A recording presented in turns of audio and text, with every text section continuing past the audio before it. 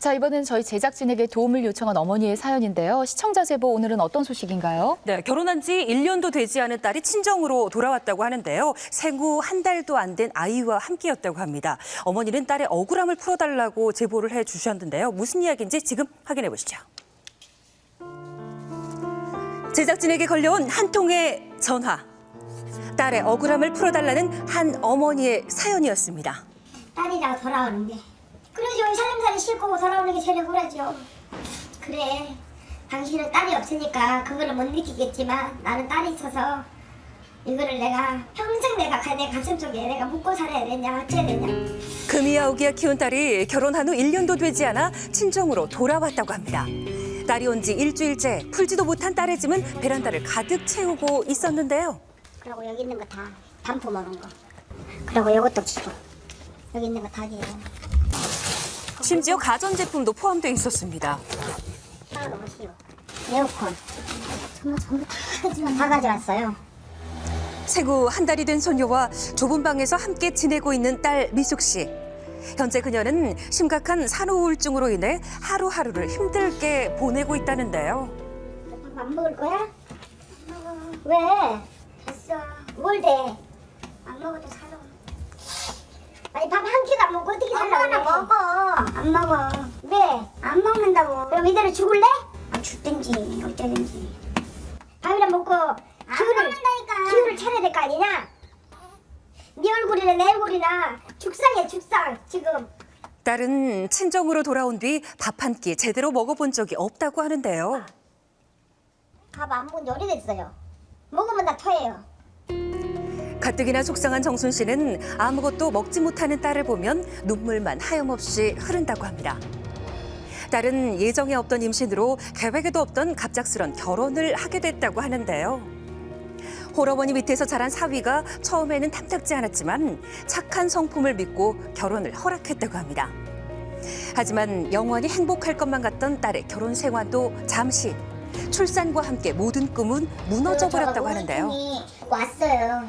우울증이 아무것도 하기가 싫은 거예요. 막 죽고 싶고 막 살고도 싶지도 않고 그냥 머리가 터져버릴 것 같은 거예요. 집에만 있으면 막. 심각해 보이는 미숙 씨의 우울증 때문인지 날이 갈수록 짜증만 늘어가고 결국 남편과의 사이도 조금씩 멀어져 버리고 말았다는데요. 남편이 애정 표현 좀 해달라고 그랬는데 못 해줬어요. 제가 남편이 싫어서가 아니라 예민해가지고 못 해준 것 같아요. 몸을 만지작거린다든지 되게 짜증이 났었어요. 제가 애 낳고 나서부터 이렇게 된 것 같아요. 결국 짐을 챙겨 친정으로 돌아온 딸. 그런데 정순 씨는 이 모든 게 시어머니의 탓이라고 주장하는데요. 우리 딸이 아들 낳았으면 암만 해도 달라졌겠죠. 여기까지 집을 안 보냈겠죠. 나는 그게 의문스러운 게 자신의 딸이 친정으로 돌아온 이유가 여자아이, 딸을 낳아서라는데요. 그 집에서는 아들을 보냈지요. 시어머니가 처음에는 임신을 했는데 딸을 나가니까 촉구가 뭐였죠. 왜? 처음부터 아들을 낳았으면 좋았을 건데 둘 다 며느리들 둘 다 딸이라 아들 낳을 때까지 낳아야겠다 하더라고. 요새 뭐 애기 낳는 기계예요. 아이를 출산한 뒤 산후조리원에 가는 것조차 못마땅하게 여겼다는 시어머니.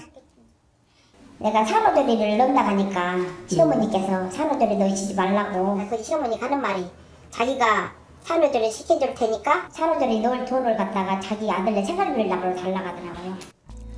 시어머니의 일방적인 결정으로 인해 미숙 씨의 산후우울증은 점점 더 심해져만 갔다고 하는데요. 그런데 미숙 씨를 더욱 힘들게 한 문제는 이뿐만이 아니었다고 합니다. 전화도 없이 그냥 비밀번호 아니까 비밀번호 누르고 들어온 거예요. 근데 저는 솔직히 TV 소리 때문에 들리지가 않아요. 그게 삑삑삑 울리는 게. 근데 엄마 있는데 누가만 있냐 이러더라고요. 평소 시어머니의 간섭이 심했다고 하는데요. 고민 끝에 남편에게 털어놨지만 남편은 오히려 시어머니 편만 들었다고 합니다. 모든 게 엄마한테 물어봐갖고 결정을 하니까 나는 그게 못마땅하죠. 자기 가정은 가정이 있는데 왜 엄마한테 그거를 물어봐갖고 판단하는지 나 그거를 궁금해요. 그런데 잠시 후 집을 나설 준비를 하는 미숙 씨. 걱정스러운 마음에 딸의 외출을 말려보지만 아무런 소용이 없었습니다. 그리고 며칠 뒤 정순 씨 집을 제작진이 다시 찾아가 봤는데요. 그런데 아기 울음소리로 떠들썩했던 평소와는 달리 집안이 몰라보게 조용해졌습니다. 무슨 일이 있는 걸까요? 우울증이어서 아기한테 정을 안 주더라고. 그러고 애기를 막 때리더라고. 힘들어서 애기한테 정이 안 가니까. 생각보다 심각했던 딸의 산후 우울증. 어머니는 딸을 위해 손녀를 사위에게 보낼 수밖에 없었다고 합니다. 아, 애기 문다, 애기 문다. 나는 애기 울든지 말든지 냅둬야 나도. 울려놓고 지가 알아서 잘하고 내비둬. 아, 그리고 난 지금 애기가 울면 짜증나요. 벌써 얼굴부터 막 바뀌어져요. 미숙 씨를 괴롭히고 있는 산후 우울증.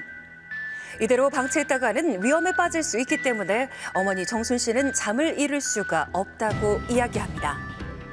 하지만 현재는 손녀를 보냈지만 딸의 치료가 끝나면 정순 씨는 손녀를 다시 데려오고 싶다는데요.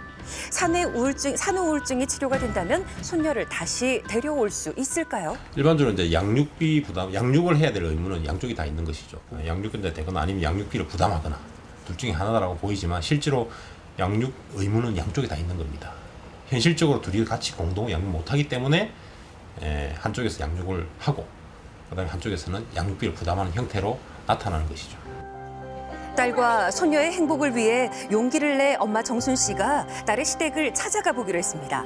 어머니는 딸을 왜 내보내야 했는지 진짜 이유를 알고 싶다는데요. 하지만 시어머니는 이 모든 싸움의 원인이 본인뿐만 아니라 친정어머니인 정순 씨의 지나친 참견과 며느리 미숙 씨의 잘못이라는 입장이었습니다. 딸의 행복을 무엇보다 원했던 정순 씨. 결국 합의점을 찾지 못한 채 발걸음을 돌려야만 했는데요. 마음이 다칠 대로 다친 모녀를 위해 심리 상담을 마련했지만 딸 미숙 씨는 모습을 드러내지 않았습니다. 남편 같은 경우에는 중학교 때 아버님이 돌아가시고 이제 어머님이 그 아들 둘을 갖다 양육하다가 보니까 조금은 그런 점에 있어서 얘기가 나오게 되면은 어머님 쪽에 쏠리는 경향은 있었을 거거든요. 부인이 밝고 기능을 잘 했을 때는 그 사이에서 남편이 균형을 잘 잡았었어요. 그런데 부인이 우울증에 빠지게 되면서 얘기하거나 말하거나 그런 어떤 부분이 그 축소되게 되다가 보니까 그만큼 어머님의 영향력이 커져버리게 된 거예요. 상담이 진행될수록 엄마 정순 씨의 얼굴이 조금씩 밝아지고 있었는데요. 상담을 하며 마음이 조금은 편해진 듯 보였습니다. 편합니다. 마음에 있던 게 다 날아가서 어머니가 풀어진 것 같습니다. 단지 심리치료뿐 아니라 약물치료도 중요한 것 같아요. 따님은. 그런데 다시 원래 따님으로 돌아올 확률은 굉장히 높아요. 그러길래 기대해야겠죠. 기대하는 게 아니라 그렇게 희망 가져서 좋아요. 다행히 아직 늦지 않았다는 전문가의 의견에 한결 편해진 정순 씨. 그녀의 바람은 그저 하루빨리 딸의 가족이 함께 모여 행복한 가정을 꾸리는 것이라고 합니다. 그 바람 꼭 이루어지길 바라겠습니다.